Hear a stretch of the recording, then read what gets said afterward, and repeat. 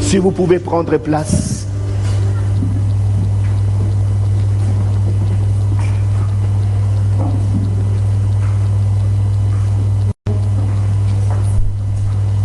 Prenez place, s'il vous plaît.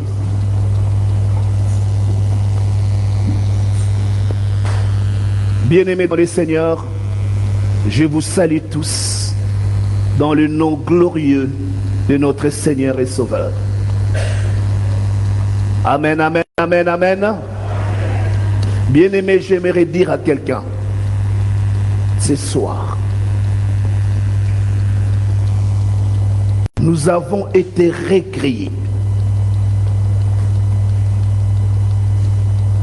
pour impacter ce monde.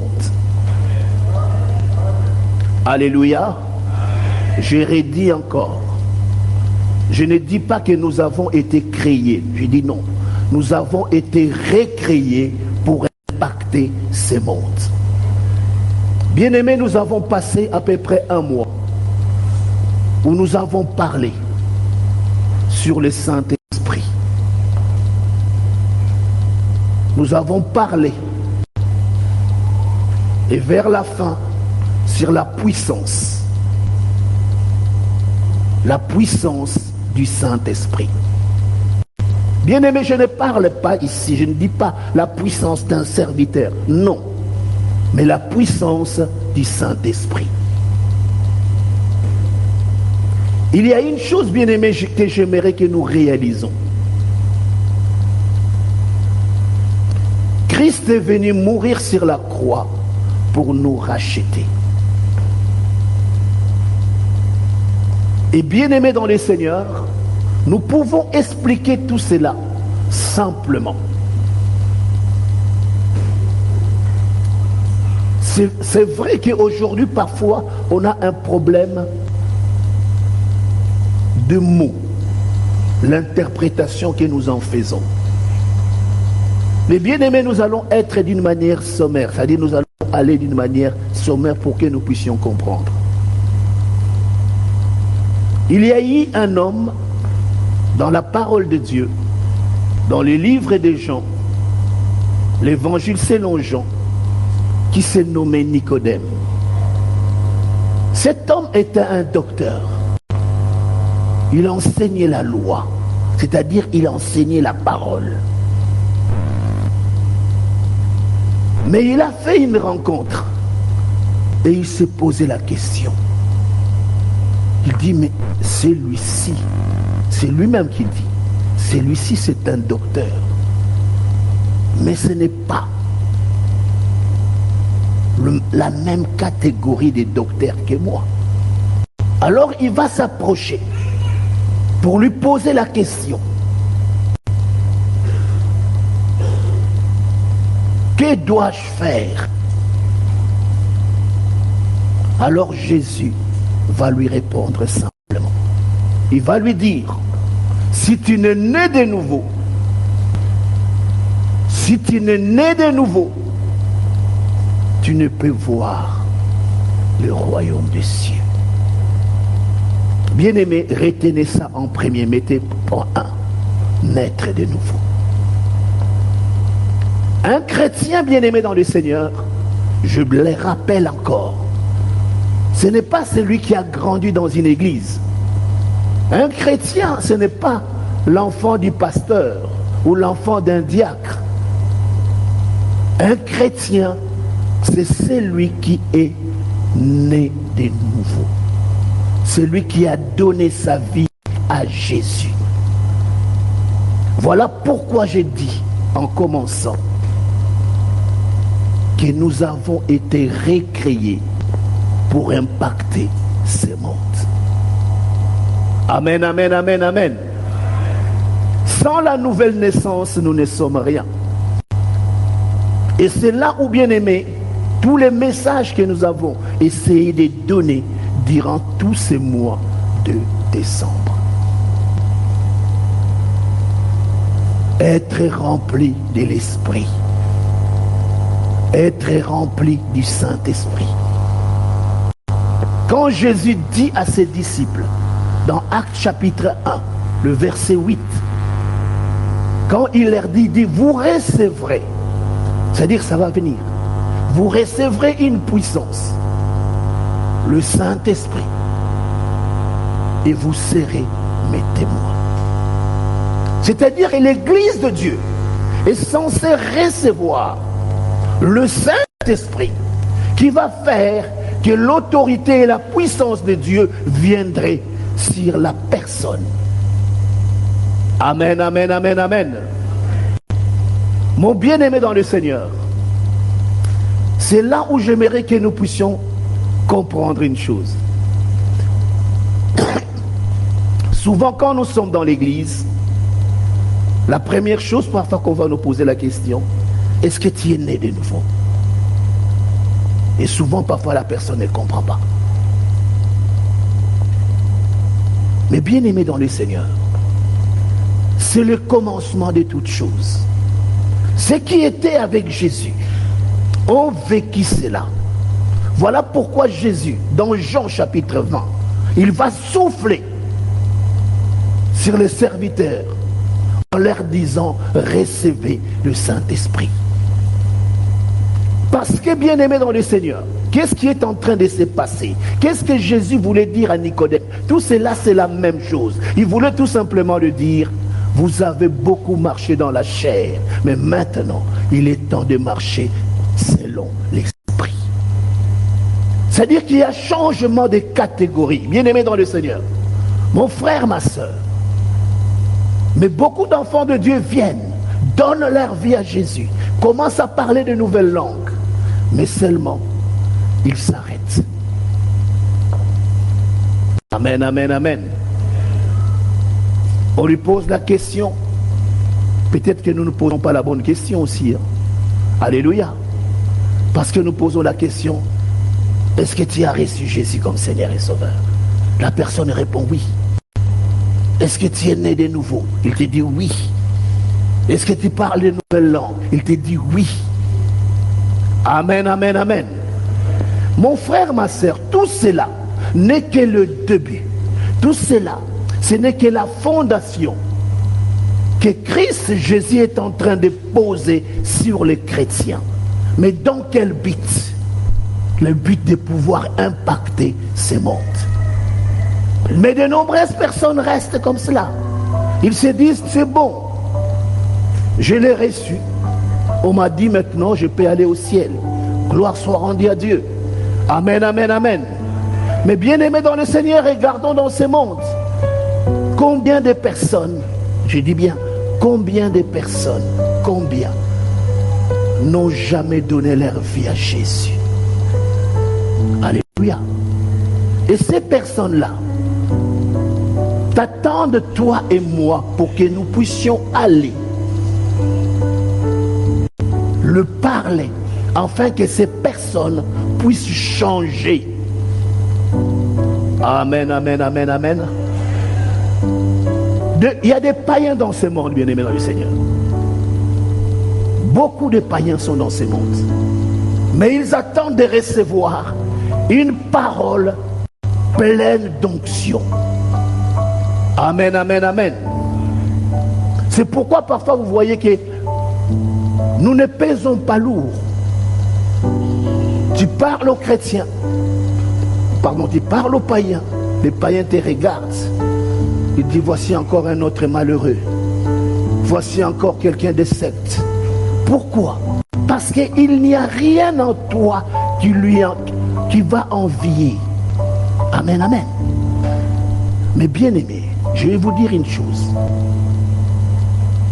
Quand tu es revêtu de l'onction de l'Esprit, tu peux voir les grands de ce monde. Ils ne vont pas te voir comme tu es. Parce que tout simplement, tu seras une personne revêtue d'autorité et de puissance. Amen, amen, amen. Tu lui diras un mot, un seul mot. Mais cette personne-là cherchera à savoir d'où sort cet homme. Qu'est-ce qu'est cet homme? C'est pourquoi, bien aimé dans le Seigneur, nous arrivons à un moment où l'Église de Dieu doit comprendre pourquoi elle est encore sur terre. Si nous sommes sur terre, c'est pour transformer ceux qui sont dehors. Amen, amen. C'est pour ramener ces personnes. Mais nous ne pouvons pas les ramener si nous marchons selon la chair. Voilà pourquoi le Seigneur notre Dieu va nous dire dans Actes chapitre 1, le verset 8, une chose. Vous recevrez une puissance, le Saint-Esprit viendra sur vous et vous serez mes témoins. Est-ce que vous êtes en train de comprendre ou pas? Amen, amen, amen. Mon bien-aimé dans le Seigneur, cela veut simplement dire ceci, que quand nous avons reçu Jésus comme Seigneur et Sauveur, c'est le commencement d'une chose. Et le commencement de cette chose, bien-aimé dans le Seigneur, c'est que maintenant, tu es formé, tu as la fondation pour pouvoir aller plus loin. Amen, amen, amen. Mais comment faire pour aller plus loin? Dans Jean 7, le verset 37, vous pouvez lire, bien-aimé. 37-38. Jean 7, 37, je lis dans le nom du Seigneur Jésus. Le dernier jour, le grand jour de la fête, Jésus, se tenant debout, s'écria: si quelqu'un a soif, qu'il vienne à moi et qu'il boive. Verset 38. Celui qui croit en moi, des fleuves d'eau vive couleront de son sein, comme dit l'Écriture. Amen, amen, amen, amen. Bien-aimé, j'ai retenu des choses. La première chose que j'ai retenue, c'est quoi? C'est la soif. Si quelqu'un a soif, qu'il vienne à moi et qu'il boive. Deuxième chose, celui qui croira.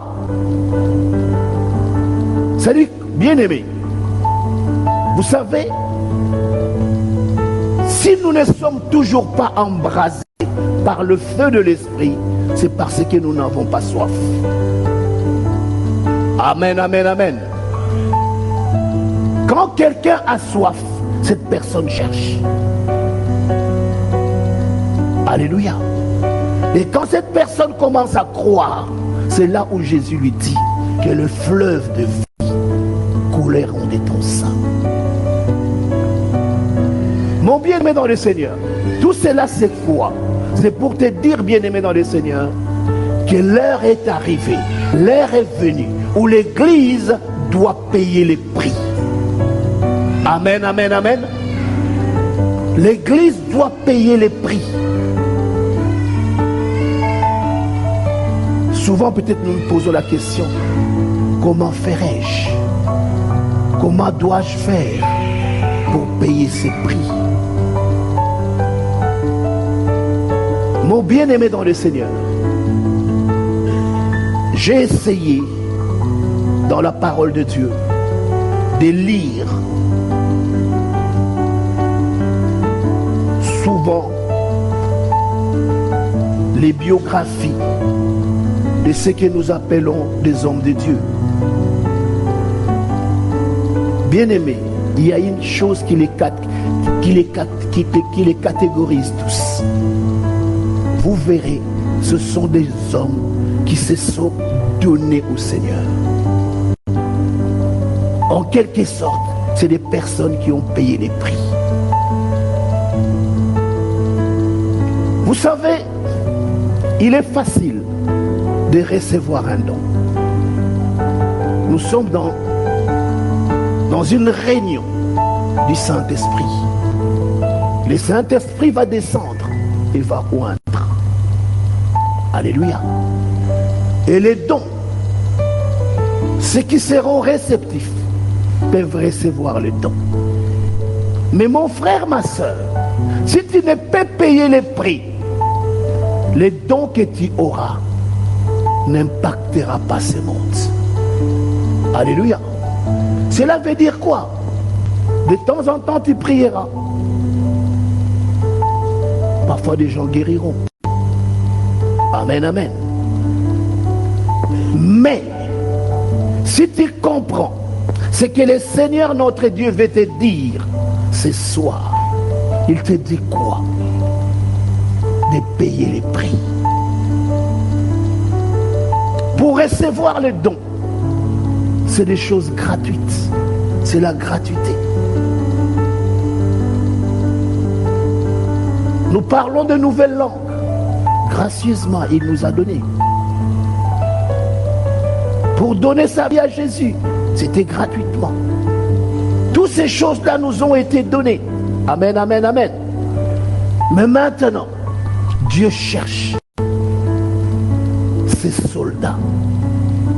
Dieu cherche ceux qui vont les servir. Dieu cherche des personnes à qui il peut donner, confier ses secrets. Mais il ne les donnera pas parce que tu as un don. Amen, amen, amen, amen. Et le Seigneur notre Dieu te regarde. Il veut que ta vie puisse être changée. Il veut que ta vie soit transformée. Mais seulement, quand nous sommes dans Luc chapitre 9, si nous pouvons lire le verset 23.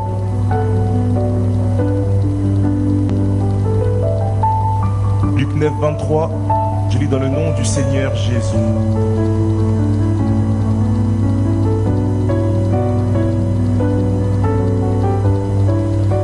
Puis, il dit à tous, si quelqu'un veut venir après moi, il renonce à lui-même, il se charge chaque jour de sa croix et qu'il me suive. Amen, amen, amen. Voilà ce que le Seigneur Jésus t'a dit cet après-midi, ce soir. Tu veux venir avec lui. C'est une invitation qu'il te lance. C'est une invitation qu'il t'a donnée. Veux-tu venir avec moi? Te dit Jésus. Mais la première chose qu'il te dit, renonce à toi-même. Alléluia. Cela veut dire tout simplement que Jésus ne partira pas avec toi si tu demeures ce que tu es. Alléluia. Peut-être que tu as fait beaucoup d'études, gloire soit rendue à Dieu. Peut-être que tu as fait la théologie, gloire soit rendue à Dieu. Mais Jésus n'a pas besoin de cela. Il a besoin de quelqu'un qui est vide. Il a besoin de quelqu'un, mais quelqu'un qui est vide. Bien-aimé dans le Seigneur, cela veut dire quoi? Il attend que tu meurs en toi-même. Tu dois mourir en toi-même. Voilà pourquoi dans Jean chapitre 12, le verset 20, si j'ai une bonne mémoire,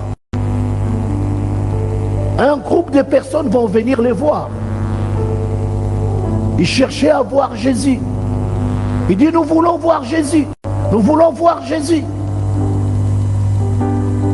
Les disciples qui étaient là vont vers Jésus pour dire, ces hommes-là veulent te voir. Mais Jésus va dire une chose. Et c'est sûrement beaucoup de personnes n'ont pas compris. Il dit les grains de blé. Alléluia. Les gens veulent les voir. Mais lui, il leur répond, les grains de blé qu'on met en terre, s'ils ne meurent, ils restent seuls. Alléluia. C'est là il veut tout simplement dire. Il voulait simplement dire. Il a invité ces personnes pour dire que, vous voyez, nous sommes des grains de blé. Il faut que nous portions des fruits. Mais pour porter des fruits, il faut que nous mourons. Mourir à soi-même. C'est ce qu'il est en train de dire à Luc, dans Luc 9. Si quelqu'un veut venir après moi, qu'il meure. C'est-à-dire qu'il est bien aimé dans le Seigneur. C'est ce qu'on est en train de nous dire. Ô Seigneur Jésus. Que le Seigneur notre Dieu soit glorifié. Romains 12 nous dit la même chose. Si nous pouvons lire Romains 12, le verset 1. Romains 12, verset 1, je lis dans le nom du Seigneur Jésus. Je vous exhorte donc, frères, par les compassions de Dieu, à offrir vos corps comme un sacrifice vivant, saint, agréable à Dieu, et qui sera de votre part un culte raisonnable. Amen, amen, amen. On est en train de nous montrer, ça c'est l'apôtre Paul, qui est en train d'exhorter les Romains pour leur dire que si tu veux réellement servir Dieu, la première chose, tu dois offrir ton corps en sacrifice vivant. C'est-à-dire que, bien-aimé dans le Seigneur, aussi longtemps que ton corps t'appartiendra, il sera difficile de servir Dieu. Parce que tu seras toujours moi je suis. Moi. Mais si tu es revêtu, si en toi c'est Christ qui a pris la place, tu sais ce qui se passera, ton langage sera transformé. Tu ne seras plus, tu ne diras plus moi, mais tu diras l'église de Dieu. Tu diras le Saint-Esprit. Voilà pourquoi, bien-aimés dans le Seigneur, à l'aube de cette nouvelle année, nous voulons entrer dans la nouvelle année. Il nous reste que quelques heures. Mais mon frère, ma soeur, nous disons à l'église de Dieu ceci: rachetez les temps, car les jours sont mauvais. Mon bien-aimé, aujourd'hui, en ce moment précis, tu peux encore changer ta vie. Amen, amen, amen. Mon bien-aimé dans le Seigneur, Jésus cherche des personnes qui doivent les servir. Peut-être il te pose la question: est-ce que réellement je sers Dieu? Bien-aimé, pose-toi cette question. Mais bien-aimé dans le Seigneur, quand le Saint-Esprit prend place dans la vie d'une personne, la personne est changée et transformée. Ce n'est plus la même personne. Parce que ce n'est plus lui qui vit, mais c'est Christ qui vit en lui. Tu verras même, bien-aimé, ta manière de regarder, ta manière de répondre va changer. Mon frère, ma soeur, je t'invite à prendre la décision qui doit changer ta vie. Nous devons payer les prix. Pour payer les prix, bien-aimés dans le Seigneur, il y a à peu près plusieurs étapes. Mais là, nous commençons par la première. Pour te dire simplement que tu veux servir Dieu, meurs en toi-même. Il faut faire mourir la chair. Il faut que la chair meure, afin que l'esprit prenne place. Dieu a besoin de vases vides. Dieu n'a pas besoin de vases remplis. Si tu es rempli, comment veux-tu que tu puisses mettre sa part? Mais c'est ce soir, mon frère, ma soeur, que nous le voulions ou pas, il y a la vie et il y a la mort. C'est à nous de faire le choix.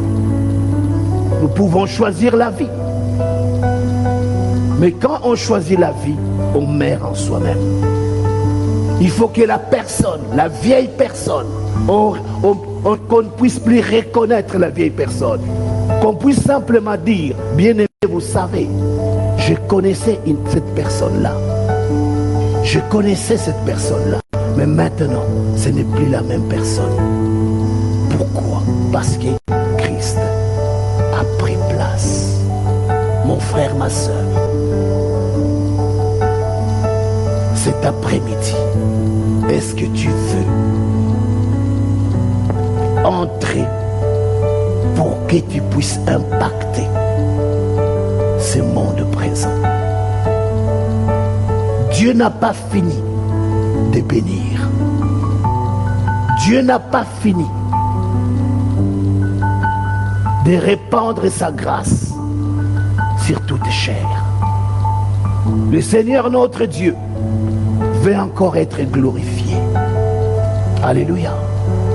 Et veux-tu être ce vase qui va recevoir la gloire de Dieu? La gloire de Dieu est là, bien-aimé. Amen, amen, amen. Amen. Dieu est là avec sa gloire. Il veut la déposer sur quelqu'un. Est-ce qu'il trouve-t-il des personnes capables? Bien aimé, juste pour terminer. Vous savez, nous lisons souvent Marc 16, le verset 17. Beaucoup même répètent cela. Mais regarde ce que cela veut dire. Si tu peux le lire. Marc 16, verset 17, je lis dans le nom du Seigneur Jésus. Voici les miracles qui accompagneront ceux qui auront cru. En mon nom, ils chasseront les démons, ils parleront de nouvelles langues, ils saisiront des serpents. S'ils boivent quelques breuvages mortels, il ne leur fera point de mal. Ils apposeront les mains aux malades, et les malades seront guéris. Amen, amen, amen, amen. Marc 16, 17 nous dit, voici le miracle qui accompagneront ceux qui auront cru. Est-ce que tu as cru? Croire, c'est dans la parole. Il dit ceux qui croiront dans la parole. Mon frère, ma soeur, le miracle ou les signes les accompagneront. Et ces signes, c'est quoi? Ils chasseront les démons. Amen, amen, amen. Ils parleront de nouvelles langues. Même s'ils boivent des breuvages mortels, il ne leur sera fait aucun mal.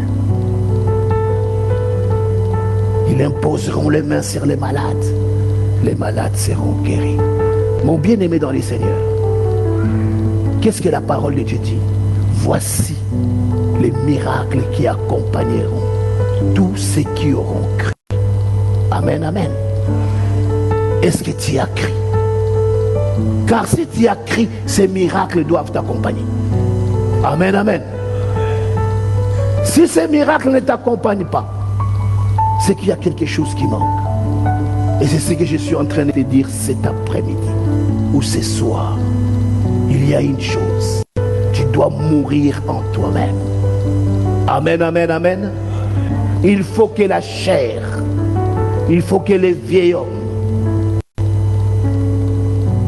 bien-aimés dans les Seigneurs, enfants de Dieu, regardons le monde dans lequel nous sommes.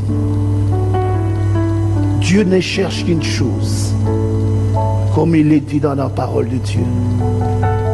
Il l'a dit encore dans Joël. Il veut répandre de son esprit sur toute chair. Est-ce que veux-tu être ces personnes qui vont recevoir la gloire de Dieu dans leur vie? Amen, amen, amen. La gloire est encore disponible. Nous sommes dans la dispensation de l'esprit. Le Seigneur veut déverser de son esprit sur toute chair. Mais es-tu prêt? Être prêt, c'est répondre à Luc 9. Ceux qui disent, je vais suivre Jésus. Mais en voulant suivre Jésus, il faut tout abandonner. Ne fais pas comme l'homme riche. Alléluia. Qui a reçu cette invitation, mais qui va répondre, je ne peux pas distribuer ma richesse. Je ne peux pas. Mon frère, ma soeur, bien-aimé dans le Seigneur, est-ce que veux-tu changer?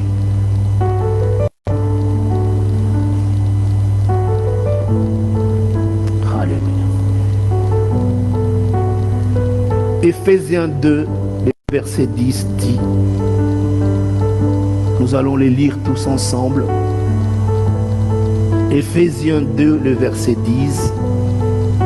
Car nous sommes son ouvrage, ayant été créés en Jésus-Christ pour de bonnes œuvres que Dieu a préparées d'avance afin que nous les pratiquions. Amen, amen, amen. Tous ensemble, nous allons lire. Car nous sommes son ouvrage, ayant été créés en Jésus-Christ pour de bonnes œuvres que Dieu a préparées d'avance afin que nous les pratiquons. Amen, amen. Amen, amen, amen, amen. Bien-aimé, as-tu été préparé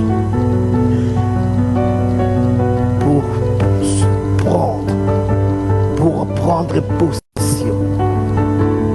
On nous dit que nous sommes l'ouvrage de Dieu, créé pour de bonnes choses. Bien-aimé, ne passe pas à côté à cause des distractions. Ne passe pas à côté. Parce que, bien-aimé, il y a un réel combat dans ce monde. Mais j'ai saisi une chose.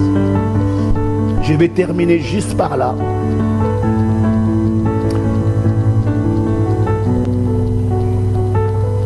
Romains chapitre 8.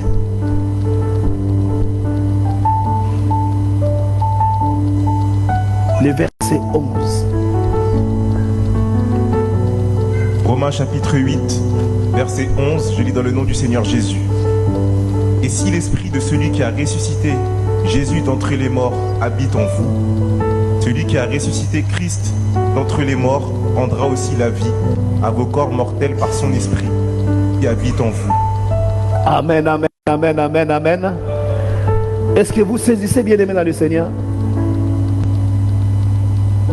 Ce verset est en train de nous donner une clé pour réussir même sa vie chrétienne.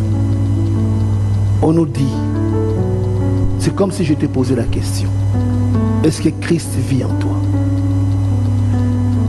Amen. On nous dit, si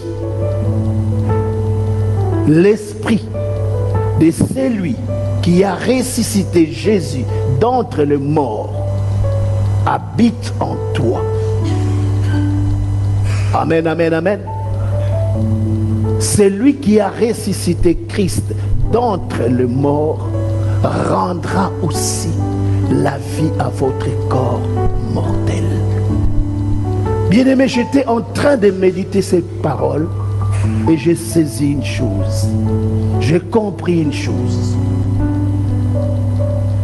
Souvent nous prions, mais on est en train de nous dire que si Christ est en toi, Christ rendra la vie à ton corps mortel. Je ne sais pas si vous saisissez. Souvent nous crions, nous disons Seigneur, mais on nous dit que si Christ habite en nous, il rendra la vie à notre corps mortel. Cela veut dire quoi? Ceux qui ont reçu Jésus comme Seigneur et Sauveur, ils n'ont pas reçu les choses de ce monde, mais ils ont reçu la vie éternelle. Amen, amen, amen, amen.